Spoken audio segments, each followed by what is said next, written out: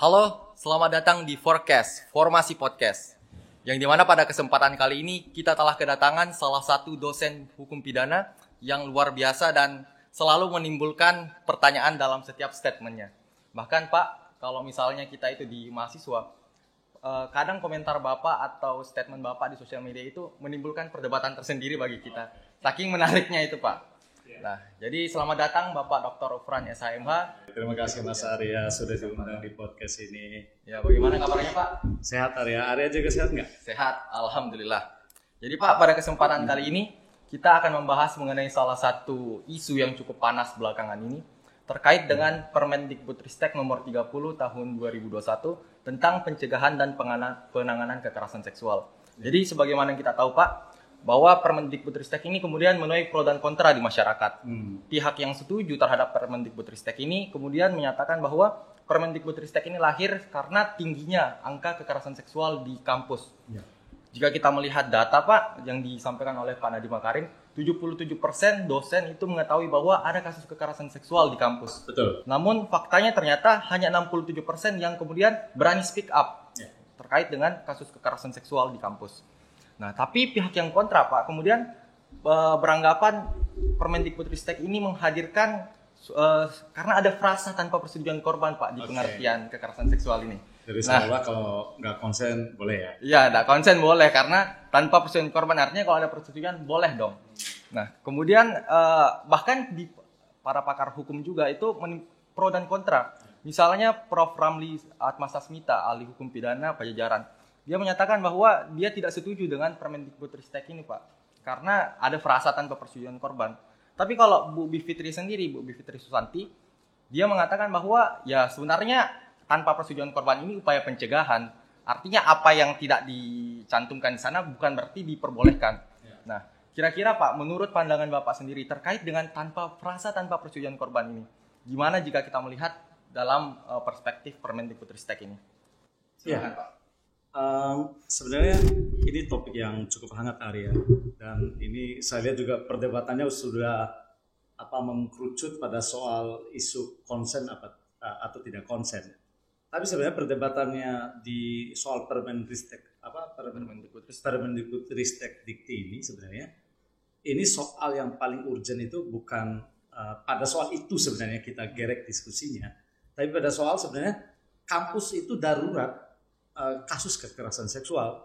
Jadi selama ini banyak kasus-kasus kekerasan seksual, baik pelakunya dosen, mahasiswa, tenaga kependidikan ataupun pegawai misalnya di kampus, itu yang lolos dari jerat sanksi. Jadi makanya kemudian permen ini juga itu sebenarnya isunya adalah soal isu pencegahan dan penanganan. Makanya menurut saya sebenarnya isunya kemudian kita diskusinya selama ini kita nggak usah terlalu kemudian berdebat soal konsen tidak konsen, tapi persoalannya kemudian perbedaan pemahaman itu pasti akan muncul dan saya rasa ini akan terus bergulir, nanti juga akan terbuka kemungkinan untuk tetap direvisi.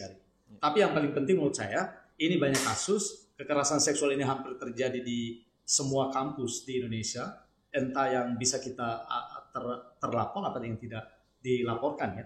Tapi persoalannya misal konteks di UNRAM sendiri ada banyak kasus yang kira-kira itu sungguh mengejutkan. Jadi dosen-dosen yang biasanya bahkan yang mungkin di Fakultas Hukum sendiri, Fakultas Ekonomi, di Fakultas Keguruan juga sempat beberapa kali kasus ini terjadi yang seru. Kekerasan seksual. Ya. Padahal dosen-dosen ini kita tahu bahwa seharusnya mengedepankan moralitas pendidikan. Tapi terjadi. Berarti ini memang urgent Pak menurut ya. Kalau menurut saya kalau dari data yang bisa saya lihat ya Arya, misal di FKIP itu mahasiswa bimbingan skripsi juga ya.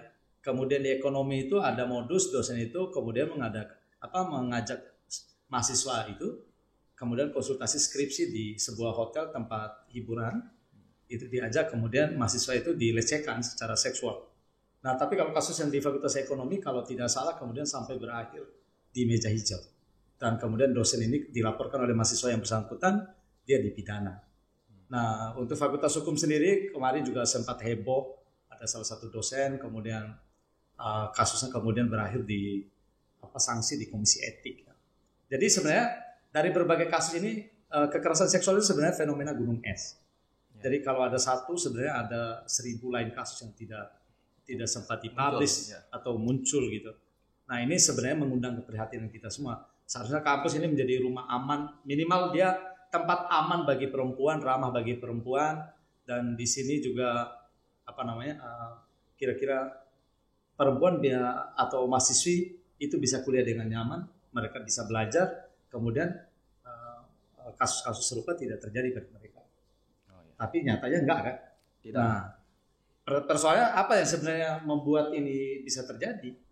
Karena secara nasional memang kita belum ada riset yang cukup baik yang menggambarkan bagaimana mapping kekerasan seksual itu di kampus. Nah, selama ini misal di konteks UNRAM baru kita seolah-olah reaktif, kaget, tiba-tiba pura-pura kaget. Pura-pura kaget terhadap keadaan. Kaget ya.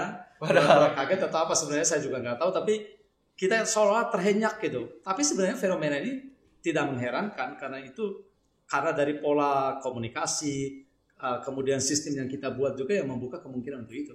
Ya. Karena kalau kita lihat dosen itu amat berkuasa. Ya, besar kuasa. Sangat besar kuasanya. Kemudian misal posisi mahasiswa juga sangat inferior, misal pada saat pembimbingan skripsi dan situasi yang kira-kira itu sangat rawan gitu, yang memungkinkan mereka mendapatkan serangan seksual atau kekerasan seksual. Tapi sebenarnya jangan lupa juga gitu, kasus-kasus kekerasan seksual itu tidak terjadi atau pelakunya itu biasanya dosen, bukan. Jadi kalau dari survei Tirto yang saya lihat, misal di survei Tirto itu pelakunya juga bisa pegawai, teman sendiri, dan rata-rata kalau nggak salah terakhir survei Tirto itu bukan dosen pelaku tertinggi, tapi teman dosen, sendiri. Ya? Oh, berarti ini kita jangan sampai memframing dosen bahwa pelaku tertinggi. Iya. Jadi pelaku kekerasan seksual itu sebenarnya kalau misal saya belum membaca riset dari Menristek ya, yang spesifik soal apakah itu pengetahuan kemudian itu dia pelaku gitu. Tapi saya hanya lihat di publikasi media massa, rata-rata dosen mengetahui, cuman tidak speak up gitu. Tapi pertanyaannya, dari mengetahui itu apakah kemudian dia pelakunya atau siapa gitu, kita nggak tahu. Ya. Nah mungkin kalau memang yang harus dilakukan itu Arya, sebenarnya kita tuh bisa memungkiri fakta kampus ini bebas dari kekerasan seksual. Nah tapi yang paling penting itu sebenarnya kita tahu kenapa ini bisa terjadi, seberapa parah tingkat kejadiannya, siapa saja pelakunya, faktor-faktornya menyebabkan apa. Nah itu yang sebenarnya kita ungkap sebenarnya yang paling penting. Selama ini kita nggak tahu apa yang sebenarnya terjadi. Ya. Kalau menurut Bapak sendiri, berarti ini memang urgent untuk Permendikbudristek yang mengatur tanpa persetujuan korban. Betul. Saya ini permen ini cukup penting. Karena menurut saya kekerasan seksual di kampus itu memang darurat. Ataupun di level global juga saya lihat, melihat survei di Al Jazeera juga yang dilakukan oleh Al Jazeera, itu juga mengungkapkan fakta juga yang cukup mencengangkan. Kasus kekerasan seksual itu terjadi juga di kampus-kampus ternama di dunia. Nah, lebih-lebih di konteks Indonesia. Maka kasus yang lagi heboh-heboh misal di sosmed itu yang kasus dosen UNRI, kasus dosen UNSRI. Yang satu mahasiswinya yang sudah dianggap korban dihapus namanya dari list yang yudisium ya. Kemudian yang satu di UNRI itu kemudian dilaporkan balik. Artinya ini ada ketidakadilan, korban justru dilaporkan kembali. Ya, itu dia juga sebenarnya permen ini sebenarnya mau menyasar itu. Jadi soal bagaimana kemudian kita mencegah ini tidak terjadi. Kemudian kalau sudah terjadi, kita mau ngapain ini dengan korban? Ada protectionnya, ada perlindungan. Ya, ada psychological first aid ya, atau pertolongan pertama psikologis yang kita bisa berikan kepada korban. Jadi kampus misal ada korban perempuan mahasiswi jadi korban di kampus nggak boleh lepas tanggung jawab dong. Dia harus memberikan bantuan kepada korban. Dia harus berusaha, karena ini mereka ada di sini, orang tua dari rumah melepas mereka datang belajar sini, harapnya mereka pulang jadi pintar, jadi baik, masa depannya lebih bagus. Tapi kalau kemudian di kampus sendiri mereka mendapatkan serangan, kampus nggak boleh lepas tangan. Maka kemudian sebenarnya permen ini sebenarnya menekankan pada soal itu, sesuai dengan judul permen ini sebenarnya itu pencegahan, penanganan. Nah tapi persoalannya memang ada korban banyak. Dengan korban banyak, dengan kasus kejadian banyak, kita mau ngapain nih? Apakah kemudian kita tunggu kasus, kita bereaksi, bikin komisi etik, kita laporkan, kita kasih sanksi.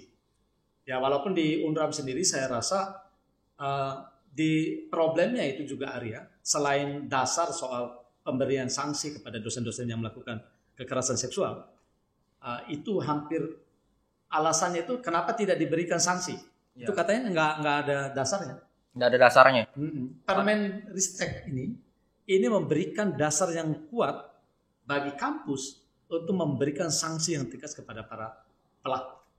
Jadi punya selain mungkin di statuta universitas. Nah tapi yang perlu diingat sebenarnya kasus-kasus ini sering terjadi. Misal di AGNI di UGM.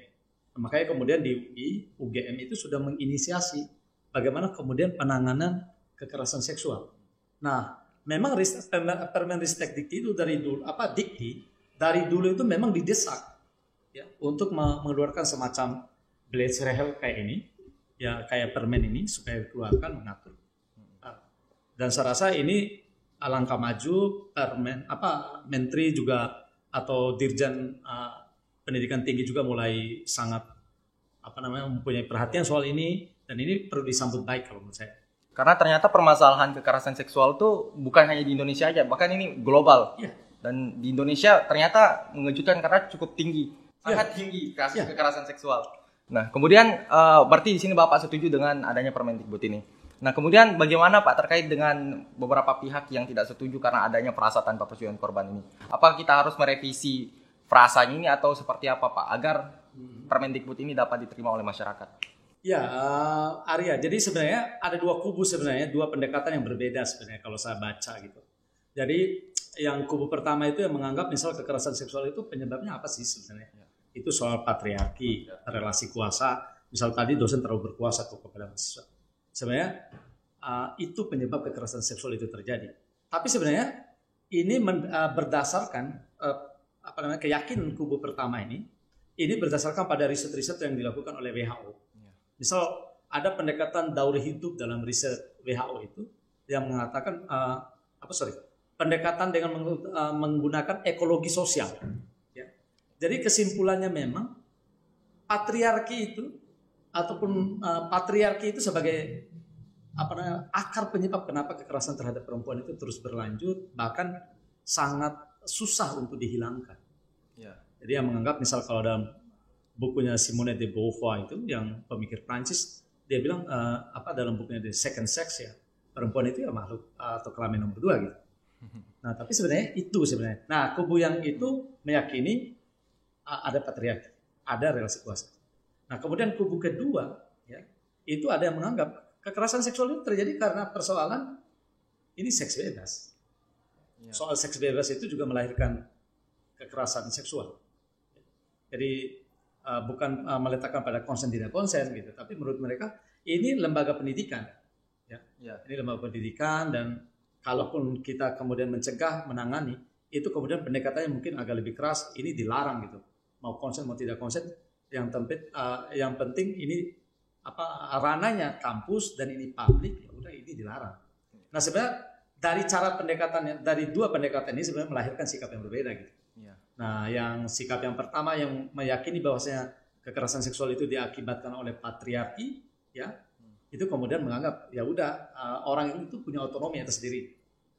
Saya boleh memilih, misal saya setuju tidak setuju, misal saya suka tidak suka, misal saya memilih suka ya, it's okay gitu, itu konsen. Tapi kalau yang sebelah bilang, ini juga Oke, Anda konsen, tapi Anda lupa bahwa ranahnya kampus. Ya, ranah pendidikan. Ya, gerbongnya lembaga pendidikan. Jadi, persoalan konsen, Anda boleh konsen, tapi jangan di lembaga pendidikan dong. Jangan di lembaga pendidikan. Jangan di lembaga pendidikan. Anda di luar aja. Kalau Anda mau konsen di ranah pribadimu dong. Kira-kira begitu cara berpikirnya. Tapi memang harus diakui juga teman-teman yang menolak ini juga tidak punya kira-kira basis argumentasi yang juga kita bisa baca, kita uji bersama-sama gitu. Tapi saya menduga dari cara berpikir itu sebenarnya ya begini loh caranya. Karena ini soal tempat, udah nggak usah konsen tidak konsen, pokoknya ini dilarang. Jadi ini karena ada perbedaan perspektif aja dari kubu pertama dan kedua. Kalau kubu pertama karena patriarki sini relasi kuasa yang terlalu tinggi. Kemudian kalau kubu kedua karena seks bebas ini justru dilegalkan di Iya, betul. Nah, baik Pak, karena atau menurut Arya sendiri gimana nih? Kalau menurut saya sih Dari perspektif mahasiswa gitu. Kalau dari perspektif mahasiswa mungkin kalau saya melihat emang ya tidak secara rigid diatur di dalam Permendikbud bahwa mahasiswa tidak diperbolehkan melakukan seks bebas. Hanya di sana memang kan perasaannya tanpa persetujuan korban. Nah, makanya saya juga setuju dengan pendapatnya Bu Bivitri yang menyatakan bahwa bukan berarti ketika dia tidak diatur di sana dilarang melakukan seks bebas bagi mahasiswa, bukan berarti itu diperbolehkan. Karena kan sebenarnya tujuan dari frasa tanpa persetujuan korban ini untuk melindungi korban itu sendiri. Ya. Korban pelecehan seksual. Kalau dalam konteks itu saya juga setuju sebenarnya soal itu. Tapi ya kita juga gak bisa memaksakan misal kubu sebelah ini yang lebih baik, ini yang lebih buruk gitu ya. Tentu misal kalau ada memang apalagi misal ada pendasaran yang sama-sama kuat alasannya, tentu permen ini sebenarnya juga mungkin nanti akan terus didiskusikan, mungkin nanti ada negosiasi jalan tengah. Kemudian, tapi yang paling penting sebenarnya titik pijak saya rasa kubu yang pro kontra gitu ya. Sama-sama kita mau bilang sebenarnya kekerasan seksual di kampus itu pasti stop. Kita pada sikap kita akan menolak apapun bentuk kekerasan seksual. Kubu yang pertama, kubu kedua saya rasa enggak sama-sama tidak setuju. Sama-sama tidak setuju. Ada kekerasan seksual. Ya, tapi persoalan pendekatan kita mau apa ini? Ya. Yang pertama alasannya begini, ya tapi itu berangkat dari titik pijak yang berbeda tadi ya. Tapi memang ada betulnya misal kubu yang ya bukan berarti kemudian tidak diatur itu kemudian menjadi boleh. Ya, dibolehkan. Ya, karena persoalannya memang mungkin kalau agak-agak filosofis nih Arya. Ya. Jadi yang namanya teks aturan itu nggak bisa kemudian meresum semua fakta sosial, realitas sosial itu tidak bisa kemudian kita ringkas menjadi satu pasal ataupun dalam sebuah permen, apalagi permen ya yang sifatnya Beleisrehel dan itu hanya di lingkup sektoral ya, misal di bawah kementerian aja berlakunya. Tapi seolah ini menjadi urusan semua pihak. Ya. Tapi ini juga kita patut syukuri Arya, diskursus soal kekerasan seksual ini muncul ke permukaan. Ya. Minimal ini menjadi perhatian publik melek jadinya bahwa kasus kekerasan seksual itu penting menurut saya. Ya. Jadi teman-teman juga yang misal orang tua di rumah juga punya perhatian. Jadi kekerasan seksual itu makanya di permen itu juga bukan tanggung jawab kampus sendiri toh. Iya. Ya. Ataupun bukan tanggung jawab dosen sendiri ataupun seolah-olah dosen, tapi itu ada juga peran serta mahasiswa. Jadi sebenarnya pendekatan juga multisektoral juga yang mulai dikedepankan. Ya. Misal juga kemudian di permen ini juga diatur secara rinci. Supaya tidak dilakukan kekerasan seksual, jangan bimbingan skripsi di luar jam kerja dong. Ya. Demikian juga mahasiswa. Jadi misal jam kerja juga itu nggak boleh kemudian kampus itu juga digunakan. Misal kalau jam kerja Anda boleh beraktivitas di kampus, kalau nggak jam kerja Anda nggak boleh dong. Kita juga harus fair dong. Misal kalau kita UKM gitu boleh, misal di kampus jam kerja boleh datang, malam juga boleh datang. Ini kan juga berbahaya dong. Iya, terlalu bebas. Ya, mahasiswanya sebenarnya juga yang terlalu bebas. Nggak boleh dong. Di kampus. Ya. Karena pelakunya ingat bukan dosen aja. Malahan mahasiswa lebih besar. Iya. Kalau Anda aktif di UKM, aktif jadi mahasiswa, nggak usah merasa dikritik nih Arya. Iya. Jadi aktif malam-malam, ngapain lu malam-malam sampai jam 12 malam di kampus? Sementara itu kan minim pengawasan, ya minim pengawasan orang di kampus karena aktivitas itu kan mulai jam kerja. Tiba-tiba ada beberapa orang kemudian atau kelompok mahasiswa itu yang sampai malam di kampus. Ada yang nyamin nggak? Misal kalau terjadi apa-apa mereka di situ di luar jam kerja, walaupun mungkin lokasi di kampus. Makanya permen ini juga mengatur soal kira-kira Anda bimbingan skripsi nggak boleh di luar jam kerja. Mungkin mahasiswa juga nggak boleh dong. Iya. Berarti tidak boleh mahasiswa juga kalau dosen nggak boleh, mahasiswa juga nggak boleh. Kalau logikanya itu persoalannya pelakunya mahasiswa juga sendiri, ya. Artinya kalau dosen tidak boleh konsultasi di luar karena dosen mungkin dianggap mungkin sebagai pelaku. Ya. Tapi kalau kejadiannya misal bisa dilakukan oleh mahasiswa, maka tentu juga kita mencegah kemungkinan kontak yang tidak kira-kira di luar kegiatan belajar mengajar itu juga sebaiknya diminimalisir. Kemudian Pak, baik. Kalau untuk Permendikbudristek ini kan sendiri dia mengatur mengenai pencegahan dan penanganan kekerasan seksual. Tapi beberapa pihak di masyarakat kemudian menolak adanya Permendikbud ini karena undang-undangnya aja belum ada nih. Undang-undang penghapusan kekerasan seksual ini masih digodok sama DPR, belum ada. Jadi banyak pihak beranggapan bahwa sebenarnya ini kurang kuat landasan adanya karena undang-undang aja tidak mengatur. Itu bagaimana menurut Bapak? Apakah se-urgent itu sampai harus ada Permendikbudnya dulu nih, baru kemudian undang-undangnya? Ya, persoalannya kemudian kalau kita nunggu undang-undang kapan? Kapan? Ya, kalau kita menunggu undang-undang kapan, kemudian persoalannya perdebatan politik itu kan panjang, memakan waktu yang cukup panjang. Katakan rancangan undang-undangnya udah bertahun-tahun, tapi korban mulai terus berjatuhan. Ya, saya rasa langkah yang dilakukan menteri itu untuk menjawab kebutuhan atau ini ada korban, kita ngapain ini? Kita untuk mencegah untuk sementara waktu, karena juga misal level permen ini kan area di level yang sektoral, temporer ya, yang tidak sekuat undang-undang memang iya gitu. Tapi minimal kementerian itu melakukan upaya yang sifatnya segera dan mendesak. Responsif terhadap kebutuhan kita sekarang. Jadi kebutuhan kita ini ada korban nih, misal di media massa kan banyak tuh. Sejak tagar MeToo, itu dulu ada tagar MeToo ya, kampanye perlindungan terhadap perempuan itu digaungkan secara global. Itu juga mulai kan muncul banyak laporan, misal kejadian-kejadian di kampus. Hampir saya baca rata-rata di kampus ini terjadi. Bahkan mungkin di Kota Mataram juga terjadi, cuman mungkin didiamkan atas nama baik kampus kan. Jadi banyak korban itu tidak melapor karena persoalan nama baik kampus.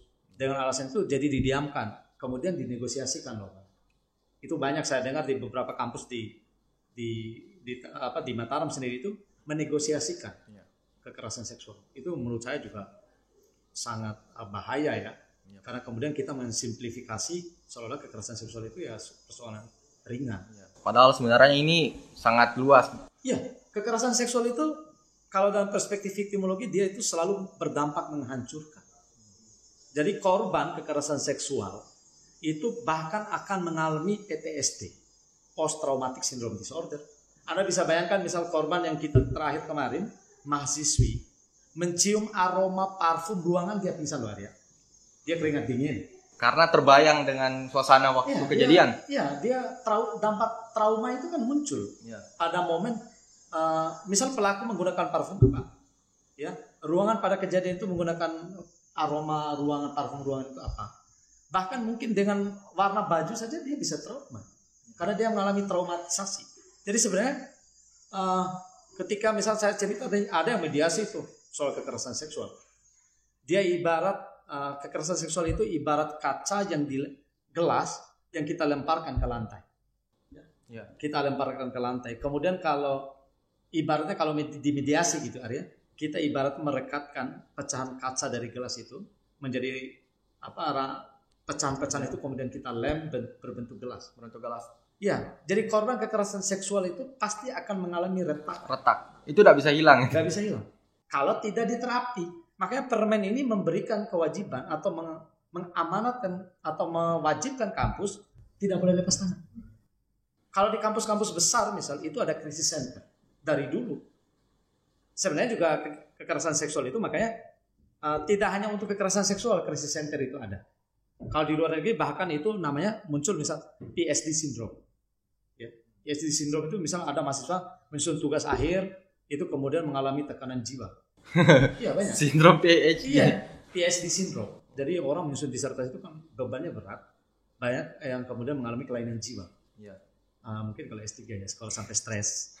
Tapi mahasiswa S1 juga kan banyak kasus-kasusnya kemudian. Banyak mahasiswa kemudian karena tidak akur dengan dosennya, kemudian dia melakukan tindakan-tindakan yang merugikan dirinya. Nah itu penting, kekerasan seksual ini juga jadi unit krisis center itu penting kita ada gitu ya. Pak.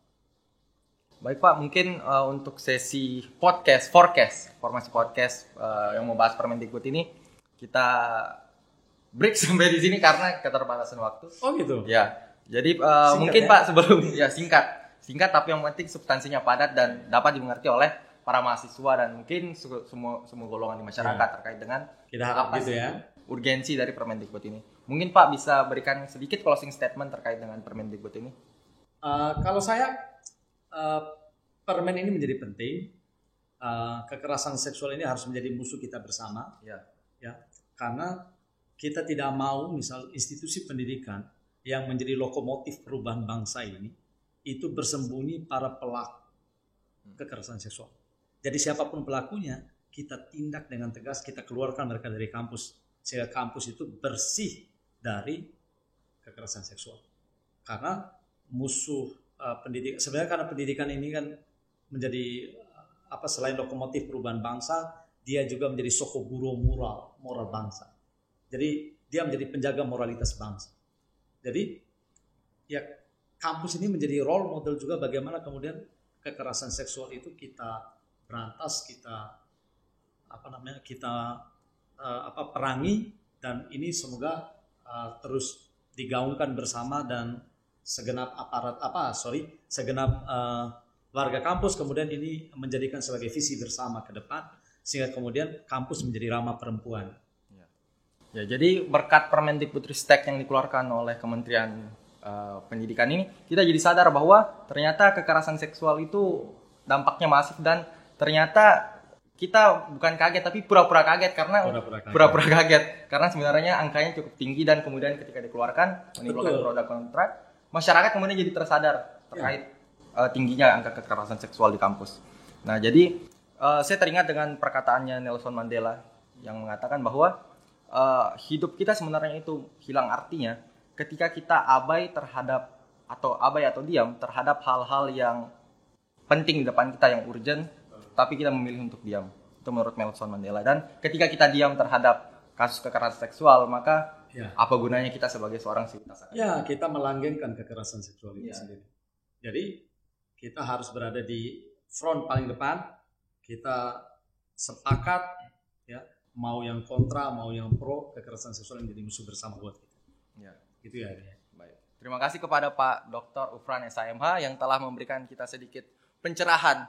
Bukan sedikit, ini banyak pencerahan yang sangat luar biasa. Kayak sedikit substansi. Tapi substansinya luar biasa, Pak. Jadi terima kasih kepada Bapak yang telah menyempatkan waktunya. Jadi kepada teman-teman semua, tunggu lagi formasi podcast yang akan datang selanjutnya. Terima kasih, Pak. Saya diundang lagi loh, Arya. Siap, Pak. Assalamualaikum warahmatullahi wabarakatuh.